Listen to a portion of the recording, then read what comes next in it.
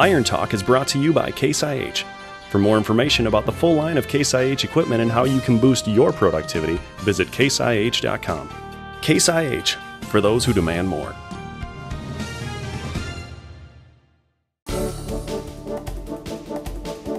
With a dramatic drop in fertilizer prices late fall in 2008, many farmers made the choice to start spreading their own fertilizer in the late fall and spring of 2009. The question now is, what do you need for equipment to get this done? And that'll be our topic of today's Iron Talk. I'm standing by this tractor in our own shop for a specific purpose, because when it comes to spreading your own fertilizer, there's a few things that you can do to help things along. And for us, we really like doing strip till, using an air cart to blend that fertilizer, and then having GPS equipment to know exactly where we're putting things. Now granted, we've got some cost in this system to be able to do all those things, but on the other side of things, it's going to be really nice for our farm to know exactly where that fertilizer is and plant to those bands. It's our way of cutting our fertilizer rates and improving our efficiency and getting the most out of what we're doing. Now, you may not be set up to do all this stuff. Maybe you don't have all the GPS equipment to get this part of it done, and you say, you know, I just want to go with a standard spinner spreader, and I'm going to bring straight semi-loads of fertilizer to my farm. How do I blend that fertilizer, and how do I get things done? Well, for us, one of the things that we did is we took an old gravity wagon that we had. I think it was even sitting out in our trees, not being used anymore, and we welded a metal divider over the winter months. It was a job that we could do inside. It didn't take much to do, and